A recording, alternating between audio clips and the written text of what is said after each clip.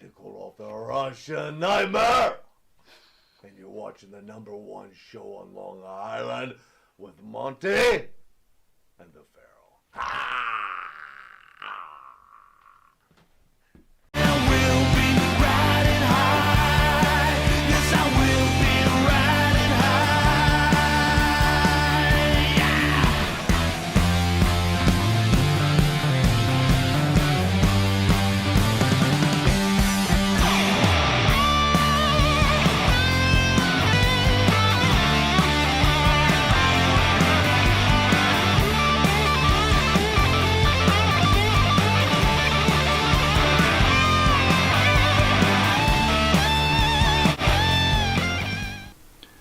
All right, welcome to Long Island's #1 pro wrestling broadcast, Monty and the Pharaoh, seen only here out of Indie Music TV in Ronkonkoma, New York. Venus? Could get my shit together. This is Planet Earth. Come back. My God. And to the right is Venus. My partner in crime and the star of the show, Mr. Jimmy Pharaoh. Jimmy, how are you, buddy? Good morning, partner. How you doing? What's going on? How was your Thanksgiving, my friend? It was okay. Yeah, nothing controversial. Came and went. I like Thanksgiving, but man, was there football? I don't even. It doesn't have the same vibe anymore to me. Thanksgiving. Everything's weird, right? Right. I mean, who's the team that loses everything? Did Detroit lose? Detroit. The Lions lost, play yes. like every Thanksgiving, don't they? And lose. Detroit lost, but Dallas. That's the other. No, Dallas lost to Washington too. So Dallas never used to lose. That's the other Thanksgiving team, right? Usually Dallas and Detroit get the games every year. I don't know why, especially Detroit. Well, Dallas, yeah.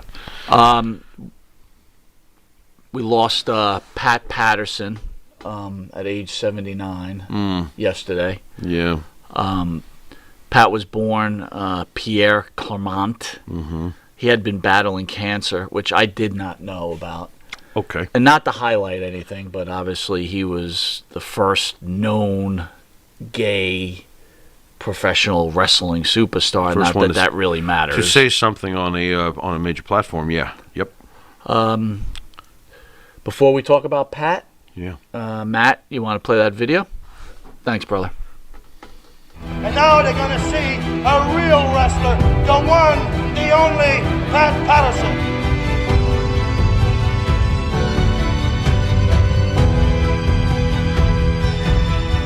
I am the Intercontinental Champion, and I'm the best in the world today. From all over the world, England, France, China, Russia, all over.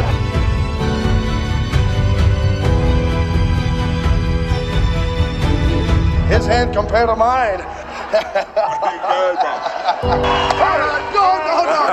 not that.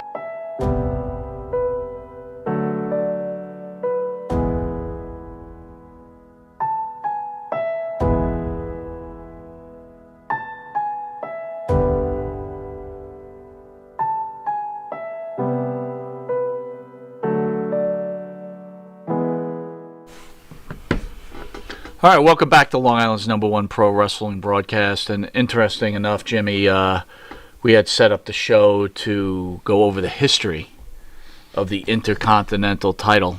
True. That's ironic. But like true. You know, it's funny. Before we started the show, I had so much energy, and then I start to really think about Pat Patterson and what he means, not just to the industry and to Vince. He's obviously Vince's closest friend. Sure. How much he means to our history together, because Pat Patterson, the Intercontinental title begins when I begin watching, basically. You're talking late 79 when I moved out here to Long Island. Right. And the Intercontinental title was a brand new thing. I had just started to have full-time access to pro wrestling because I finally had a TV. Yeah. And Pat Patterson was this Intercontinental champion. I was always aware of Bruno's belt even as a small kid, so I knew about the WWF World title, and I knew about Bruno. But as I got familiar with pro wrestling, I was like, wow, what's this Intercontinental title? It seems pretty important. Right. And right off the bat, right there you can tip your cap already to Pat Patterson, because he took a brand new thing and made it acceptable, stabilized it. People, you know, were interested in the Intercontinental belt. He was a great first champion. And He had a very interesting run, too, with the Wizard there. Of course, I wind up meeting you within a year or two. So he was already, when I met you, he was already announcing with Vince. We were into Morales era, but go ahead. Yeah, well, he went from a pro wrestling career, and boy, I hope I say this right. As you said earlier, he was known as the first publicly, who announced he was gay. And I hope I do say this right. Pat Patterson was the most macho mofo in the ring. He was? He was! He was. So, hey, what does that tell you? I really don't know. Think about it, folks. He was great. And he had a very interesting first, title reign as the first champion. Him and Wizard had a falling out. I don't know if you remember that. Him and Albano. He won Albano. Well, I was thinking about that storyline. And again, we're not going to... It's a great storyline. Wrestling fans who are watching it, and especially old school wrestling fans, know the story. But I was thinking They may have forgotten. I was thinking about the story writing behind this, though, Farrell. Yeah, it's great. We're going to turn Patterson face, but how do we do it? We do it after he just... By the way, I think he had 3 matches with Bob Backlund at Madison Square Garden. Could have been 4. Probably need you to go to that. I forget. But I know it ended in a steel cage blowout, a blow-off. But as champion, he turns face. Right. Because he hates Lou Albano and Grand Wizard sells him. Right. How incredible is that in itself? It was excellent. And then, of course, the great recent guest, Ken Patera, comes along and takes the belt away from Patterson. Those were great, great days to be a wrestling fan. Oh, my God. And I love the fact that the line was blurred. And I love the fact that not everybody, for sure, some of us actually do suspend our belief that much, folks. For sure, knew that it was so-called scripted. There was some great reality back in those days to professional wrestling when you watched it. And Patera was a legitimate Olympic strongman. Pat Patterson, you didn't want to meet Pat in a back alley back in his prime. He'd probably knock your teeth out. So this was great stuff.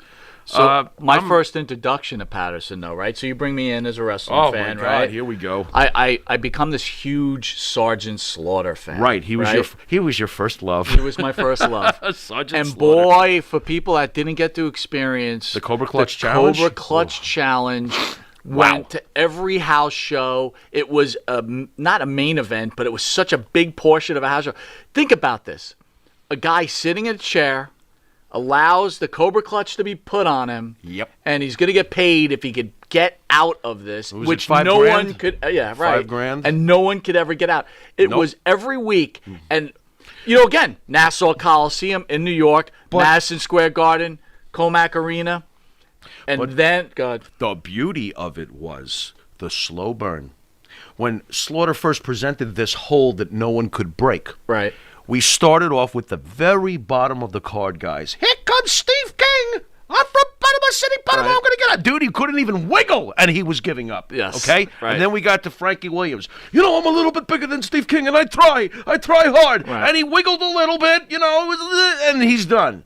Then the next week, an unknown, very big kid, at the time unknown, named Jim Duggan, gets in there, and he actually stands up.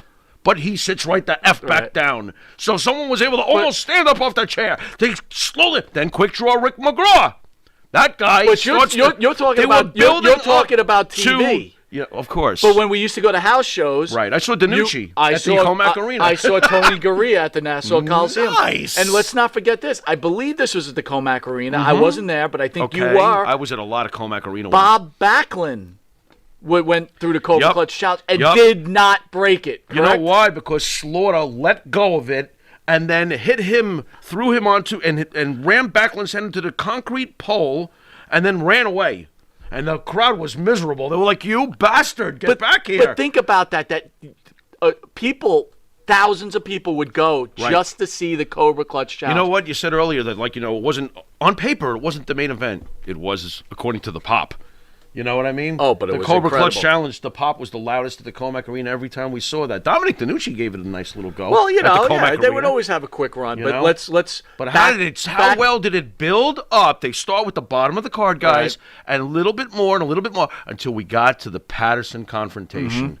And how great was that when Patterson attempted and think about most it, people's minds got out of. But I'm new to it. I'm new to it. Right. And Patterson comes in. And I'm like, there's no way this announcer. Oh, I thought right? I thought he he's could get getting out. out. I thought he could.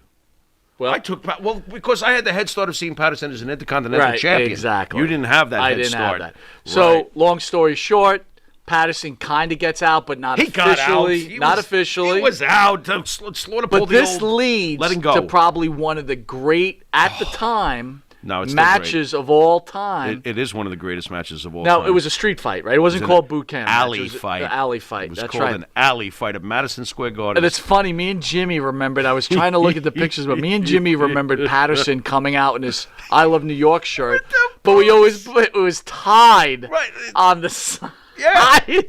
Yeah. And the skinny jeans, and he's not skinny. Yeah. He had skinny jeans on, but Pat's not skinny. Yeah. And the boots. And the cowboy the boots. dingo boots or whatever. The cowboy they were. boots. Dude, The he cowboy killed boots. Slaughter with those boots. And how does that match end? Do you remember?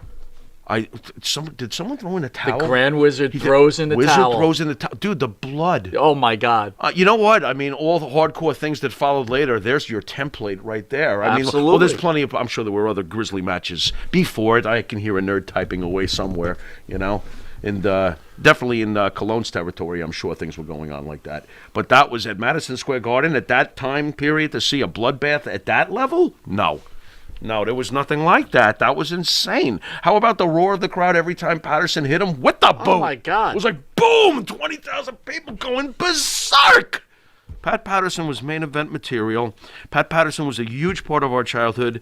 It's hard for me to say stuff like this publicly. I'm deeply, affected that he passed. Me too. I got to tell you, I give kudos to NXT last night and their tribute to Pat. Yeah. Very, very emotional for me. Yeah.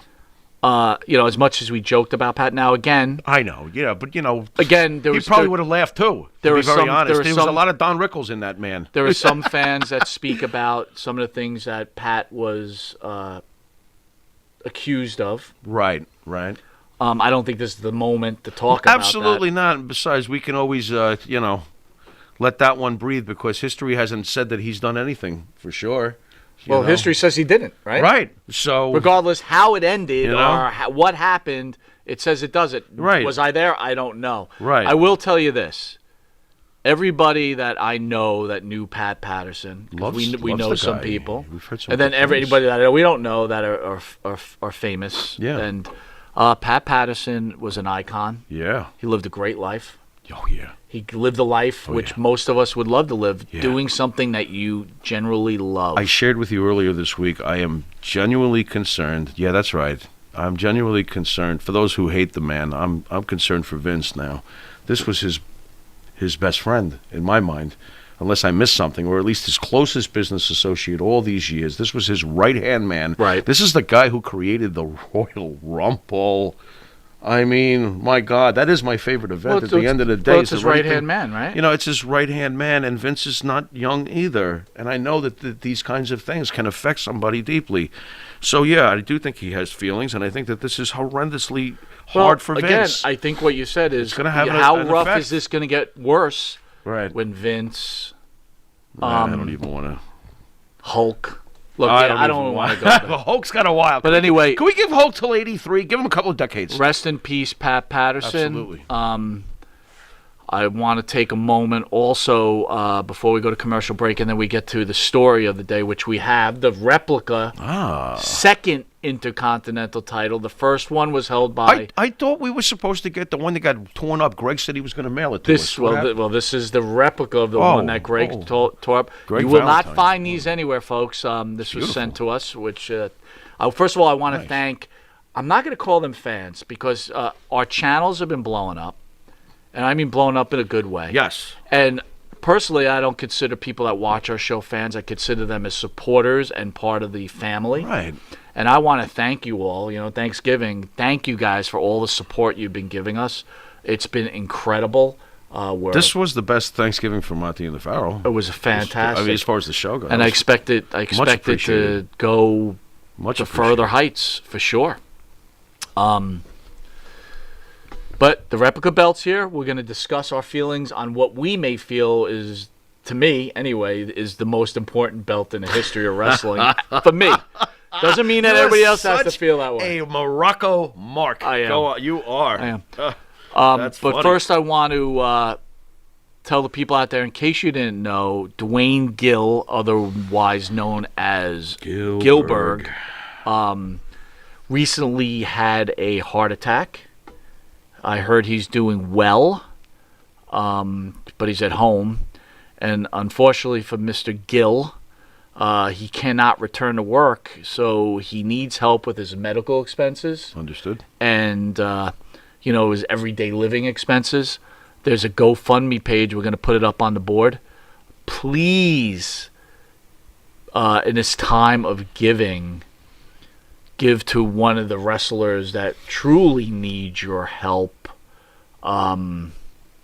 It's important that we support people as human beings first. But Dwayne himself, this is a man in need. So I'm asking everybody out there, if you can, help out. We're doing the best we can here. And I want to thank you. If you want to fill anything in there, Farrell? He's one of my favorite people that we've come across.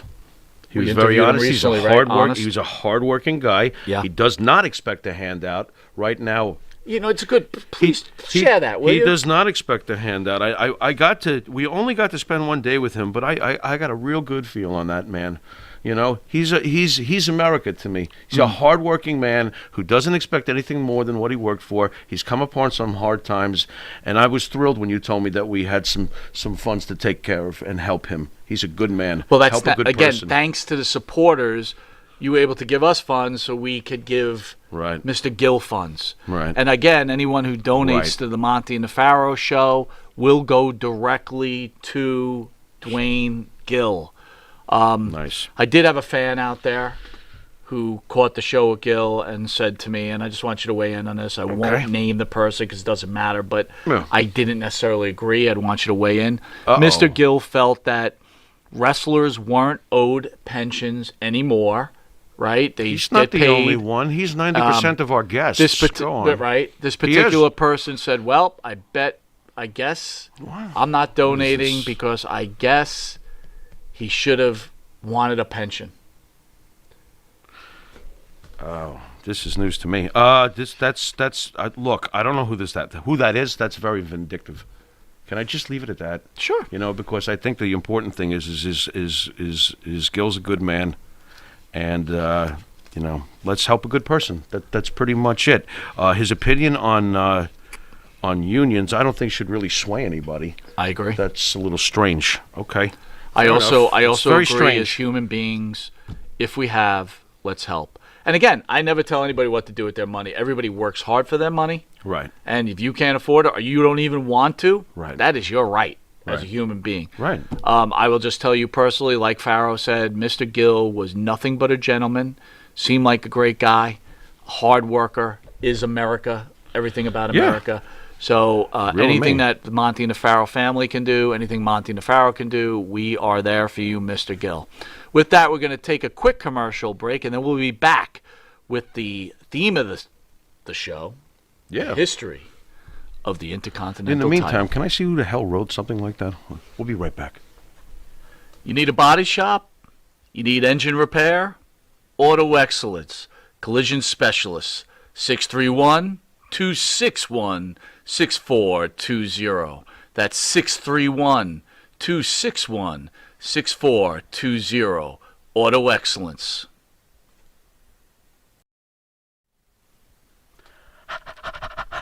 That's right, folks. Canine Corral for all your dog daycare and overnight care. Call 631-549-1544. That's 631-549-1544.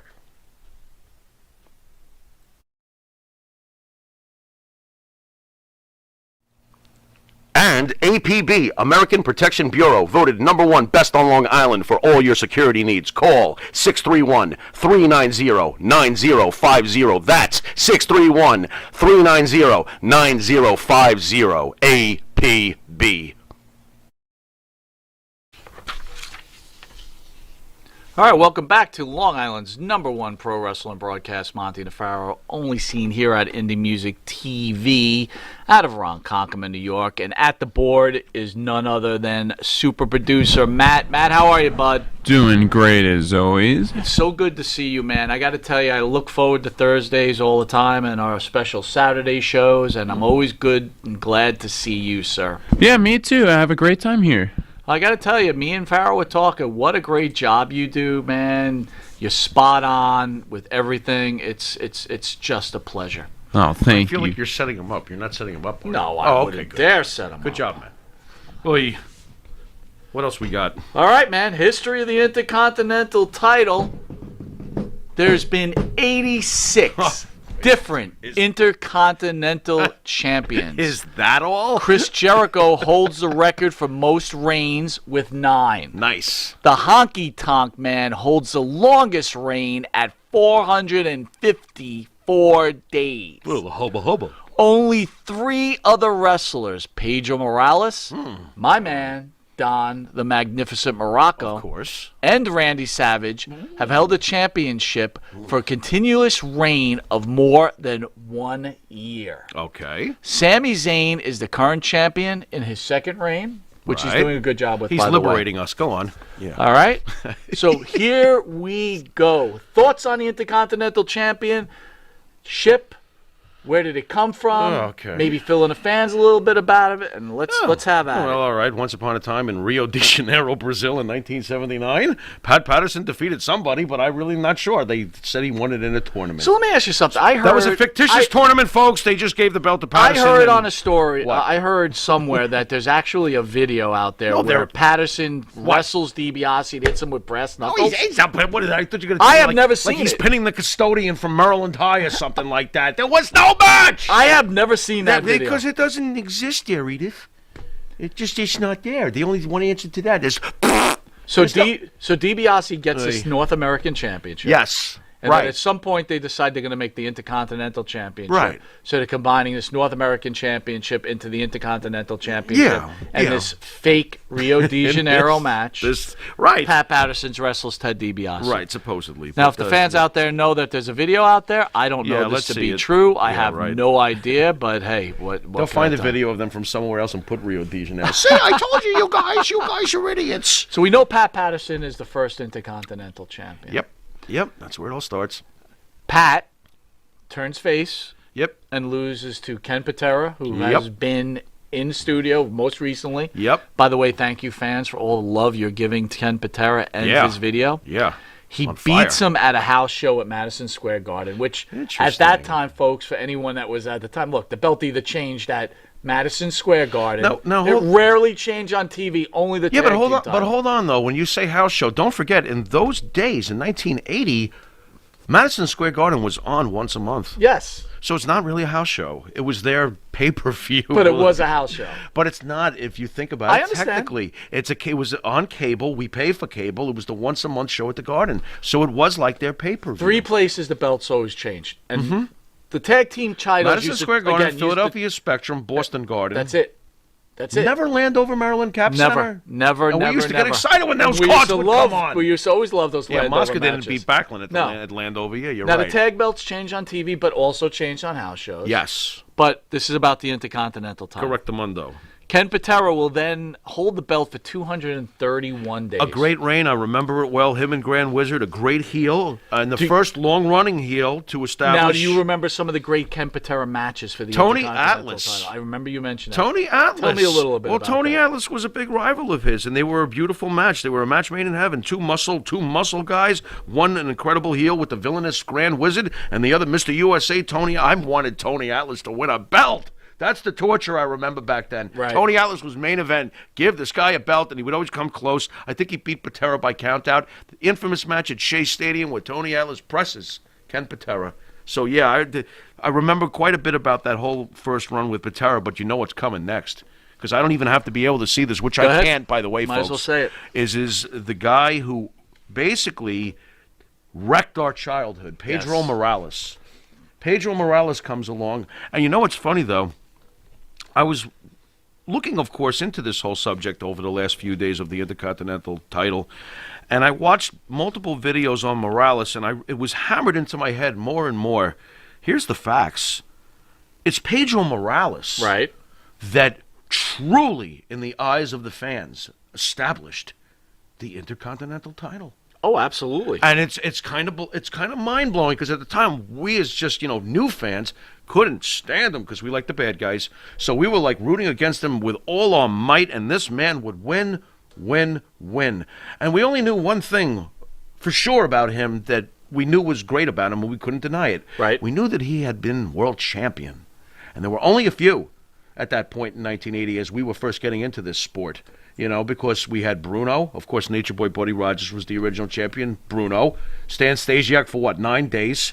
Back, Koloff for a week or two? Right. There were very few champions, and we knew that Pedro held that belt for 2 years. So Pedro really reinforced and stabilized and established the Intercontinental title. My God, he tortured us. So now think about that, He right? tortured So us. the guys would challenge Backlund.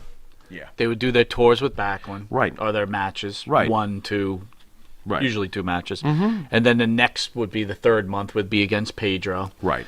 Very rarely did Pedro have a second match Right. for the Intercontinental Correct. title. I remember. Correct. And then after Pedro, they would have a blow-off against either Tony Atlas or Ivan Putski, and then whoop, they would go out to whatever Right. regional area they Yep, were going off they to. Right? went. So it's very well scripted. It was like a machine. They ran the business like a machine. So here comes my hero, Don Muraco. Here Now, he this is where, we were young and we weren't thinking, but Muraco wrestles Morales. Now, remember what I said, folks. It would always be Backlund, Morales. Mm-hmm. Muraco challenges Morales before he challenges Backlund. I knew from the moment I had another advantage over you because I've been watching a little longer. I saw Muraco in Florida Championship Wrestling with Gordon Soley announcing, and I knew that Muraco was a top-shelf villain, and that when he came here, he was going to beat Pedro. I could feel it. Really? Yeah, Muraco. I don't remember you saying that when we You were know younger. what, though? Well, you know what? I think you're full of shit. You really? Well, I could be, but I'll tell you what. I know this much. I remember I'm going off my impressions of Muraco from what I remember. Fine. Yeah. And I remember feeling that way about Valentine, too. There was certain bad guys that you knew were certainly capable of beating Pedro, and I think Muraco was one of them. I just think that, you used to pull me into your despair pit when it comes to that, and I probably feel more confident than you, even though you were a Muraco fan, Well, Muraco was great. he was great. He was. Muraco only holds the belt for $1.56. Now, again, as an old... Nowadays, that's incredible. I know, but as older fans, holding the belt was really important. The longer you held it was very impressive, Yeah, sure. right? Of course. Pedro wins the belt back That was a nightmare. in Madison Square Garden, I couldn't which believe that. crushed us. Crushed us. Unexpected. It was I didn't even See, understand. now you're full of shit because we knew it was coming. We did? Yeah, we did, and we dreaded it. We could see that Pedro was coming back to take his belt. And I remember when he returned to TV, clapping his hands. He ready for any kind of action. Remember that stuff? I'm right. like, oh, That's no, right. here he goes with the left hand to the belly. Here we go Pedro again. would hold the belt for 425 Dude, he days. killed us, man. And Muraco, who I loved. Now, you guess that. 425 days. You're talking Morales Dude. just knocking off every one of these bad guys that we're rooting It's for. almost a shame we don't have that list because that would have been an interesting list to look at. The guys Morales knocked off one And at after the time, other. Muraco goes back to Florida. He goes to Georgia Championship Wrestling. Right. And remember, we caught Muraco on Georgia Champ. We were all excited, but Georgia Piper Championship thing Wrestling. too, right? With Oh, my Muraco, God, it was the huge. Piper Muraco roller quarters. But Oh, all my of a God. sudden, and you know what was really cool about this, folks, that I always remember? Muraco used to give the Grand Wizard shout-outs on Georgia Championship How Wrestling. do you get away with that? That's great. Well, not only that, it's like Muraco felt like ours. Right. See, again, not to veer off this a little bit, Farrell, but, last night was a big night for wrestling, I thought. Okay. Sting came to AEW. Did he really? Yes. Wow. But it gets worse. Looks like I better check my DVR. But wait a minute, it gets worse. Well, okay. Sting. Moxley Yeah. loses the belt last night. That I'm aware of, and I'm thrilled about that. Okay, Go but on. here's the scary part. Right. I forget the guy's name now. I apologize, but the guy from Oh, you mean Don Impact. Don Callis? Yes, thank you. Yeah, go on. He shows up, Yeah. and him and your boy go run off, and they're going to be on Impact on Tuesday. Yeah. I started thinking, Yeah. Vince, you getting look at these interesting. old DVDs, and Vince was like, when they used to make these superpower cards, he goes, these guys would never get along. I wasn't worried. Right. I'm worried. They get along. It seems like there's such a hatred for Vince McMahon. Oh, boy. That everybody's going to get together, and this one's going to work. It won't be everybody until New Japan goes, you know what? Count this in, too. How about NWA, too? That would be it. What about Ring of Honor? Imagine those supercards. It would be legit competition if you took all those boys and put them all together. Yeah, you got something. Now going on. you got all these wrestling podcasters or whatever saying, "Hey man, this is good for wrestling because now Vince will have to step up his game." Right. Here's the thing. I'm sorry. No, you don't think Vince will step it up? What's he going to do? Step it down? He better step it up. You know what? He's got to do something. Sports is made a certain way. Yeah. You root for a color or a city of a team, right? Mm-hmm. I'm sorry. If you're asking me, am I still a Jet fan? Yeah, I'm still a Jet fan. Oh, you still a WWE guy? Yeah, but I'm also a New Japan fan. You know that. Let me ask you this. If push came to shove and New Japan was beating the shit out of WWE, do you think your loyalties would start going, you know what? Let's go WWE. Well, let's go WWE. Let's go WWE. Let's look at history. When the NWO was doing their thing, I absolutely preferred that program. Was I rooting for Vince to go down though? Absolutely not. So I guess. Did you feel good when WCW went out? I felt good that Vince won. Yeah, me too. And now I'm scared. Because I knew that the wrestling guy had won. Now Say I'm whatever scared. you want about Vince McMahon, the human being, and how he conducts his business, but Vince McMahon versus Ted Turner was the wrestling guy versus the TV guy. And I wanted Vince McMahon to win because he's the wrestling guy. Well, before we take Real simple. I want to bring it back. Before we took a commercial break, we were talking about Muraco giving shout-outs, but Muraco felt like ours. Right. Our WWE. Yeah, we knew he was in Georgia. Fine. I feel that way about Valentine as well. Yeah. You know, he went other places and had Absolutely. major impact, but hey, he's the WWE guy. I'm sorry, WWF guy. So what happens is right before the commercial break, Don Muraco returns, but unfortunately the Grand Wizard passes away of a heart attack, and Captain Lou Albano manages Muraco. And what does Don Muraco do for us? He defeats Pedro Morales and puts him on the shelf permanently. Right. And You forgot to mention he also eats a sandwich during a match. Absolutely. Muraco. Come on. With that, we're going to take a quick commercial break, and we will revisit the history of this Intercontinental title and the great wrestlers who have wore this belt. Jimmy, I got to take a dump. What? No, I mean I need a dumpster. Well, for all those needs, you need to call Big V Dumpster Rental, Long Island, New York, 631-900-DUMP.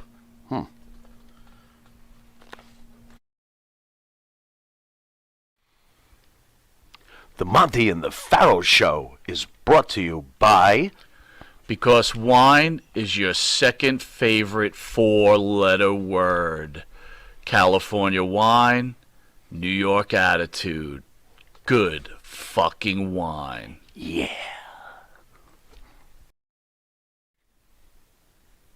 Jeff Quest, graphics design, custom vinyl lettering, and all your art and video needs. 516-317-8204. That's for Jeff Quest, graphic design.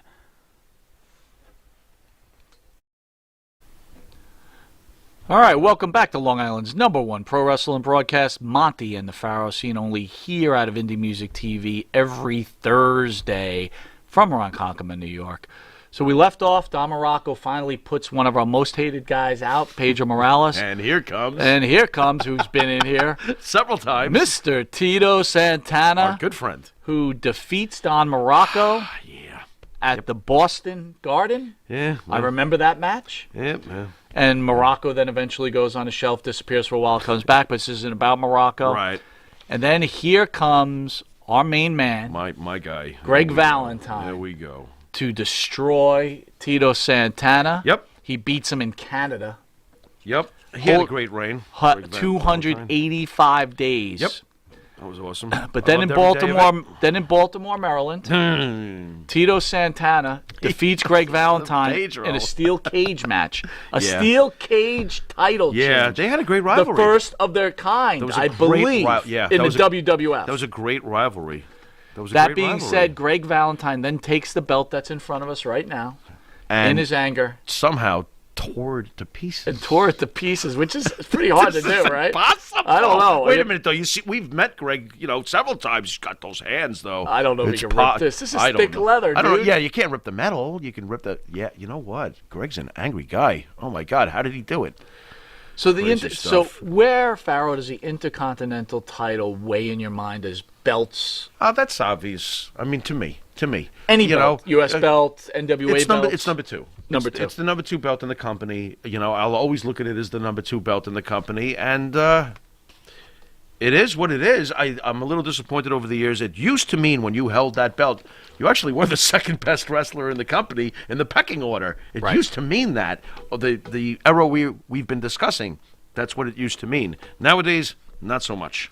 Well, I've always felt like they that's a tried bit to of a push the shame. U.S. title up, and if people don't remember, they actually retired the Intercontinental title in 2002. Yeah. I actually wasn't watching wrestling at that time. I kind of had got a little worn out from it, but I stopped for a while.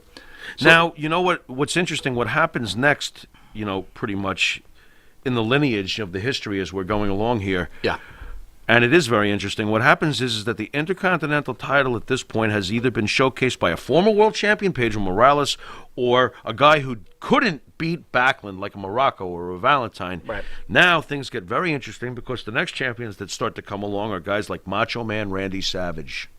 Who wins the belt before challenging for the heavyweight becoming the great legendary world heavyweight champion. Sure. So now the Intercontinental title is fully matured and is serving its purpose to now groom the next champion. Yes. It has changed its purpose. Wow, well it's said. very, very interesting how that happened. A guy like Savage, a guy, great Intercontinental champions who went on to be great world champions. A guy like Bret Hart, a guy like Shawn Michaels. Yep. These guys, over the next 10 years, after the period we've just left off at, pretty much are carrying and showcasing this title as this is the belt you win before you become the great one, the top guy, you know? I agree. And just some incredible matches. One of the greatest Intercontinental title match moments, if we can, since we're, in the late 80s and, here and there. What about that incredible moment where Honky Tonk said, I'll wrestle anybody. I'll take on anybody. I don't care who it is. Well, and whoops, it's the Ultimate Warrior. And here he comes. This guy was as hot as the 85 Bears. I mean, God. this guy comes flying out. And what was it, 31 seconds or something like that? Destroys a guy who, how long was his reign? The longest reign in the history of the belt. Honky Tonk Man's reign. And Warrior comes out and decimates it in 31 seconds. And guess what? The fans loved every single millisecond of it. Well, That's one of the great Intercontinental matches, and it's not even a clinic. It's just someone who's so over. It's such a great moment. so let me ask you this. Yeah. What is the greatest moment for this Intercontinental title, in your opinion? Ooh, I'm going to have to go to my little notebook here because I don't want to be irresponsible. I had been going over some matches earlier this week and looking at a lot of them, and I could fling some out there if you want me to. I did previously mention. Well, I would want to know what your truth. See, let me start off here, and we discussed this earlier, folks. If anyone knows, one of the great Intercontinental moments for me personally was there was a time where Captain Lou Albano managed Don Muraco. Right? Right. And Muraco wrestled such greats as Rocky Johnson, Jimmy Snuka. We all know about Muraco that. was top of the card. There was a point where Captain Lou Albano managed Iron Mike Sharp. Yes. And Iron Mike Sharp had the black armband, and he would hit people, and he'd put the metal in there. Iron Mike Sharp was actually pretty high up on the pecking order at one point. So I used to go to the Garden every month. Okay, it was a big thing for me. And I became an Iron Mike Sharp fan also. There was a moment where Muraco, in between, I think, Johnson and Snuka, wrestles Iron Mike Sharp for the Intercontinental title. Albano is managing both wrestlers. Wow. And he's actually helping both wrestlers cheat to win. I remember. And Muraco ends up winning the belt, winning the match. Of course, he defends the title. Right. But for me, That's classic. That's my moment. Like That is was so such classic. a great moment. And what an unusual set of circumstances, the way they presented that. You got two bad guys and the manager's representing both, and he's helping both cheat. That's incredible. Here's another moment for me. Okay. the Meadowlands started playing a bigger role in the WWF. Muraco, again, I keep talking about Don Muraco. Muraco has to defend his belt against the great Mexican hero, Mil Mascaras. And if everybody knew anything about Mil Mascaras, this guy never lost. Right. He beat everybody. And if he was losing, he wouldn't work. Yeah, exactly. Right. So, Sorry, being Adam. younger, I'm thinking to myself, like, oh my God, Muraco is going to lose his belt at the Meadowlands to Mil Mascaras, and I'm not going to be able to see it, and this is going to be terrible. Long story short, I think Muraco got counted out, but the point of the matter still is, doesn't lose. like, to me, as a fan, God, did I want to see Muraco against Mil Mascaras. Angry, right? Because we were homers for Madison Square Garden and Nassau Coliseum. Right. Angry that we didn't get that type of match. But, I digress. So go ahead. What meant the most for you for this particular title? Well, as far as personal memory goes, and I hope I'm remembering this completely accurately, I saw Rob Van Dam win the Intercontinental title. You know how I love Rob Van Dam. Come on. I do believe I saw Rob Van Dam beat Benoit for the Intercontinental belt. And that was pretty damn amazing. And that's the highest on your list? Dude, think about those two in the ring. You know what kind of match that was? That was ridiculous. What a clinic. You got the mat technician against the pinnacle of high flyers, and they made it work. And yeah, it was great to witness live. That was great. I got to be honest, that honky tonk memory is very big for me when Warrior came flying down. For any wrestling That was fan, huge. that is so Wembley huge. Stadium, Oh my God. Hart and Bulldog, Beautiful. was absolutely huge. Hart and Mr. Perfect, 91 for the belt. Oh my! No, go back and look at that one. Oh my God! I don't know why that doesn't resonate for me. Here's another one, 2009. How about this? I'll jump ahead. 2009, in a period where wrestling was threatening to really take a poop, and CM Punk was just around the corner.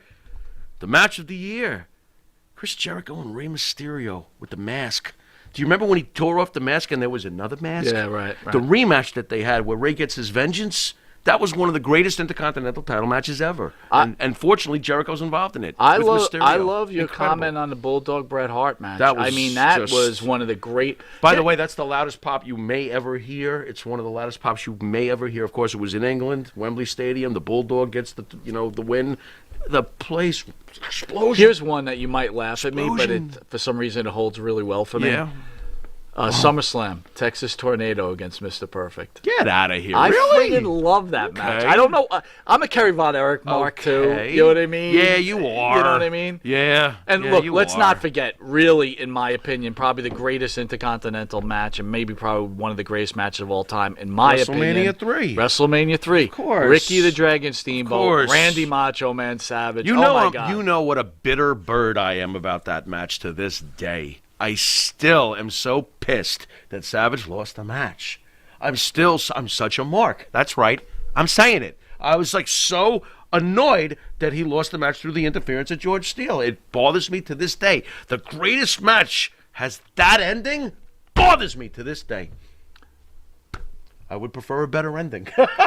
You keep saying that. I saying would that. prefer a better ending, but you know what? It didn't matter. The crowd loved it. George's love affair for, Liz, the whole thing. So, yeah, it worked. Oh, another cool thing. How about 2004? We're at the point at 2004 where the belt is so established, and it's now shown that if you win this belt, you're going to be a future world champion. Right. How about this match in 2004 where the Kid said, "I have arrived." Randy Orton defeats Cactus Jack. That was a bloodbath.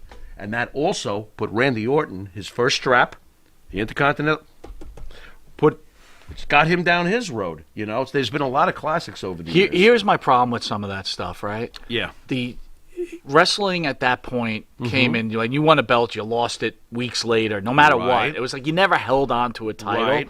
That's what I don't get. But it was important, though, at the time for Randy to get that title and to defeat somebody of Cactus Jack's status. So let's talk about that. That was important. Pedro Morales, Early 2 on. reigns, 619 combined That's days. insane. We got tortured for almost 2 years? The Miz. Now this is kind of ridiculous. I respect- 8 reigns. I respect- for 597. So he's had the most combined days. Yeah. but over 8 reigns. Right, and when if you really break look it at that, down, it's like a month. It's like a month or two. Yeah, it's like, It's come no on. big thing. Pedro's, you break it down, it's a year apiece. Don or so. Muraco for 541. 2 reigns. Not Right. bad. That's amazing. Honky Great. Tonk Man, 1. That's the greatest. 454.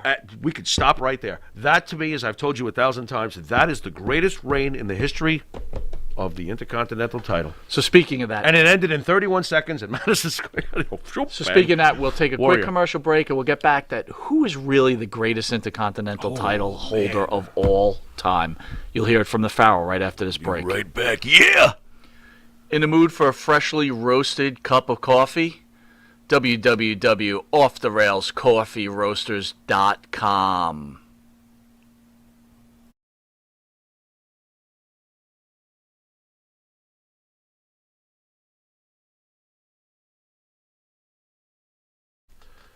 You want to star in your own success? Call QuickCast. www.quickcast.com. 866-7-CAST-NOW. That's 866-7-CAST-NOW. QuickCast. Start your own success.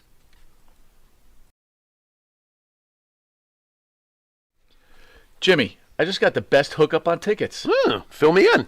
I went to www.seatslinks.com and ordered the best tickets with the best prices. Call 718-676-0504. SeatsLink, the complete ticket experience. Tell them Charles sent you. All right, welcome back to Long Island's #1 pro wrestling broadcast. Monty and the Pharaoh, only seen here out of Indie Music TV, out of Ronkonkoma, New York, every Thursday. You can catch us on YouTube, Facebook, Twitch, Twitter. We're also on cable TV, channel 115 on Tuesdays from 7 to 7:30. Fridays on channel 20 from 2 a.m. to 2:30 a.m. And on Saturday, again, on channel 115 from 6 to 6:30 a.m. Boy, do we love this belt. The Intercontinental title. Boy, I was excited to do this show. Yeah. So, We should do the other belts, too. We should do shows on the other belts. Sure. Some of them. Some of them. Not the hardcore. Again, we're little homers. We'd probably have Not to do a little NWA maybe. Let's do the light heavyweight title. Well, maybe Let's next time we'll not. do like an NWA thing. Really? Yeah. That would be cool. Like maybe like Yeah. the TV championship. No, I would No. want to do the world title into the WCW thing. Yeah. I think Okay. that would be cool. All right. All right. So Pharaoh, Yeah. here's the question. Question. Who is the greatest Intercontinental champion of all time? Can you go first while I sit here and tie my brain up? This is All right, guys. So this is This like is this is rough. difficult. This okay? is very difficult. I'm going to explain my thought process. I'm looking on at this, like and 10 names. and I'm going to weigh in. Yeah, go on. So when you think about the Intercontinental Champion, right? Hmm. Most of the heavyweight champions, Yeah. held the Intercontinental Championship at some time major or ones. another, Some right? major ones did. Yeah. There's guys that were great Intercontinental champions, but when I say their name, I don't think of them as Intercontinental champion. Correct. So I'll use examples for the folks out there. Very correct. Bret Hart, Right. to me, is a world champion, not an Intercontinental An champion. awesome Intercontinental champion, Absolutely. but he's a world champion first. I agree. Randy Savage, Same thing. I agree. okay? I agree. I would go and champion say first. Shawn Michaels, I agree. World champion first. right? Yep. I'm following.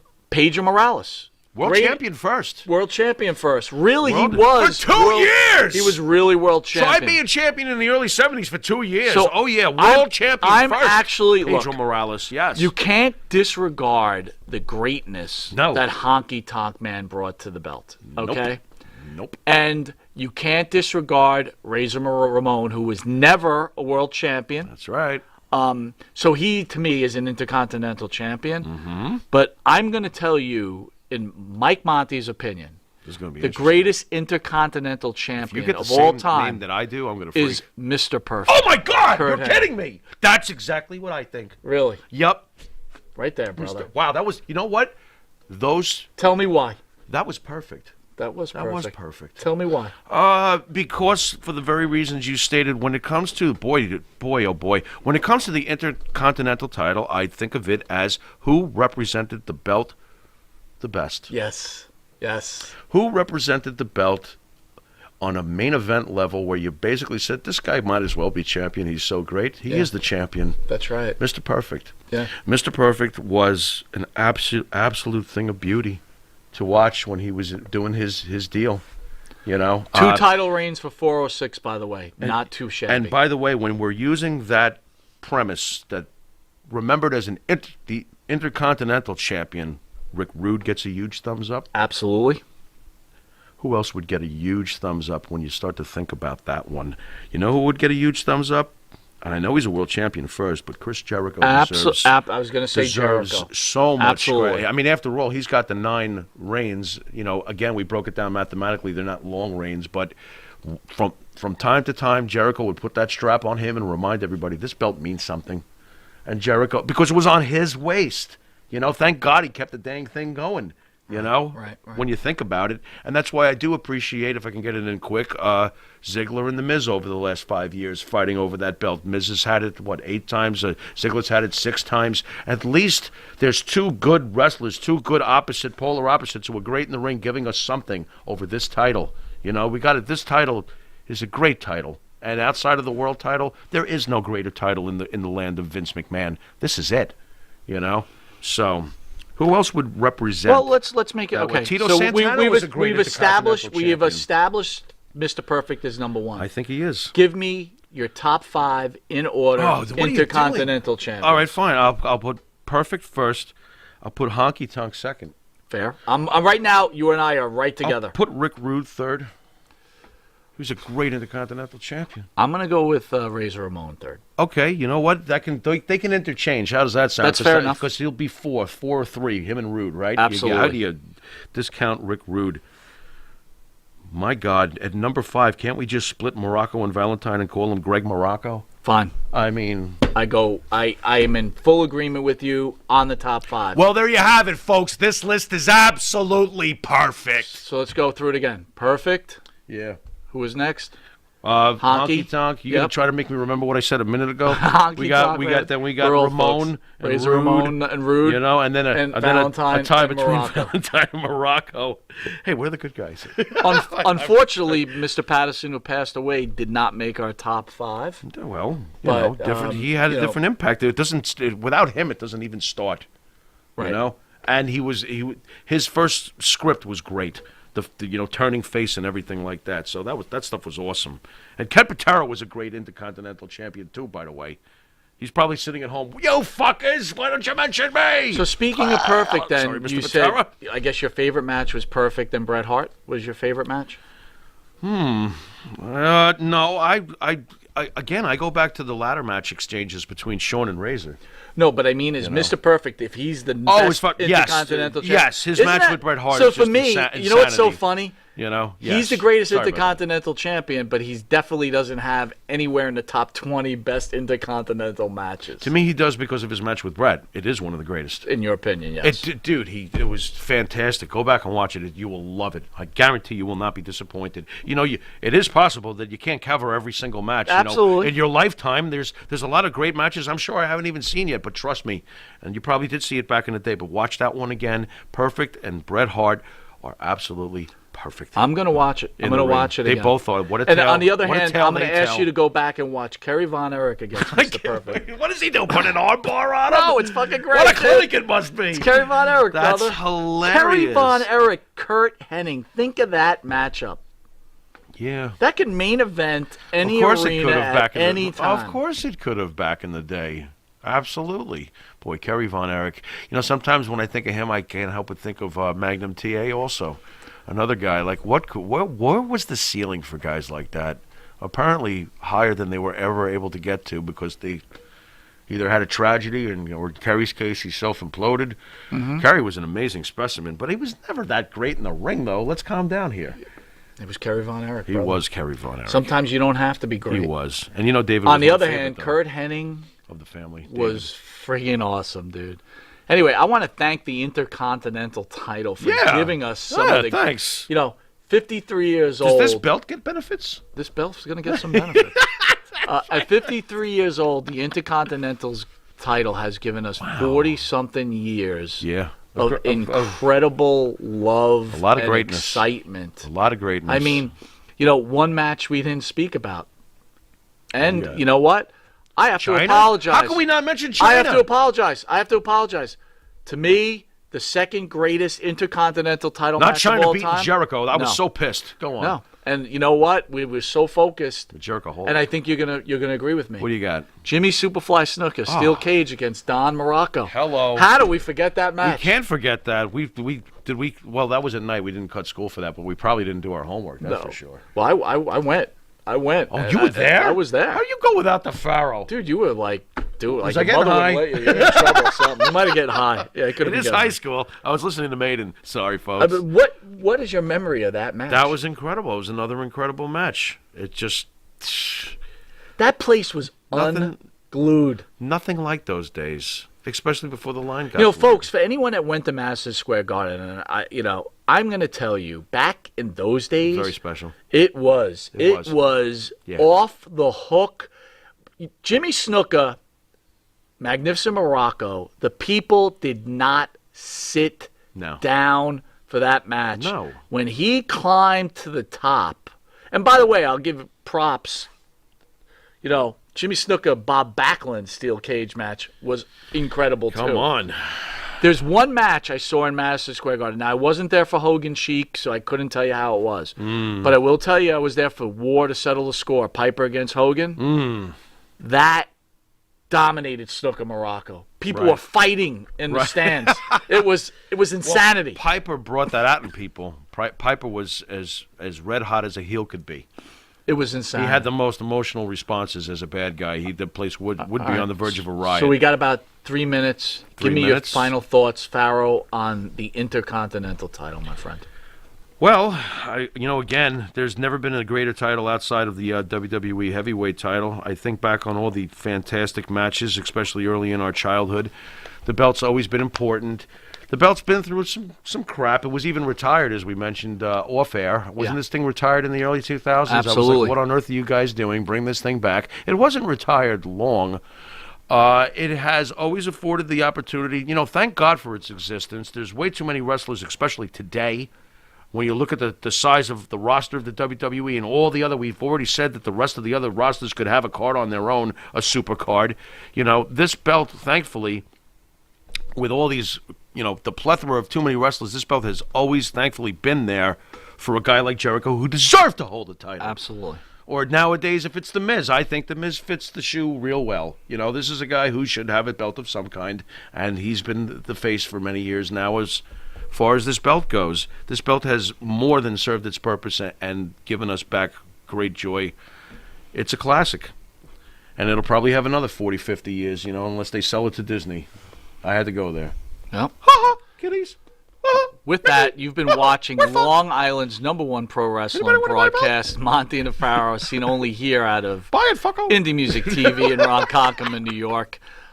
Coming up in not this Saturday, but next Saturday, we will be having Mike Knox in studio, along with a former Intercontinental, I believe he was an Intercontinental champion. I think you're right. Savio Vega. More importantly, the guy who got Tony Atlas the hell out of Puerto Rico, or gave him the heads up at least. Dude, right? I'm pretty sure, and I don't want to get off the air with this, but I'm pretty sure Savio Vega You might be all right. was an Intercontinental. For what, like 12 days or something? Well, I'm going to tell you what. You know how those reigns go. I might be. If you hold on, keep it going there. Don't let it go. Please don't let it go. Was that the show that Alex was on? I can't even get these damn game show hosts. I'm going to find it in a second. But Savio Vega will also be in studio. We'll talk to him about the death of Bruiser Brody, obviously. Oy.